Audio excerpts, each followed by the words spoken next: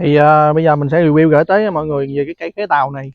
Thì nếu mà so với trái nhào á thì cây khế tàu này nó ngon đứng thứ nhì thôi chứ không có thể nào thứ nhất được. Thì theo như anh Thanh có chia sẻ thì nhào nó ngon nhất, rồi cây khế tàu này chắc ngon thứ hai thôi. Thì cây khế tàu này nó lá, nó trái rồi ăn ăn cắn ăn trái nó thì trái nó ngon, rồi mùa có trái này kia, rồi lá cũng được, lá thì trái hai xanh, trái khế màu, khế trái, khế trái, khế trái, khế tàu tàu tàu tàu tàu tàu cây tàu tàu rồi. Nói chung là bài review chi tiết vừa rồi là gửi tới mọi người về cái cây khế tàu này ha, thì để cho mọi người nắm được là cái cây khế tàu này ngon tới cái nào ha. Mọi người coi qua mọi người cũng hiểu rồi ha.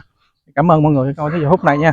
Chung là cây khế tàu này ngon lắm, nó chỉ thua cây nhào chút xíu nè theo mình thấy á. Nó ngọt nữa, ngọt đây à,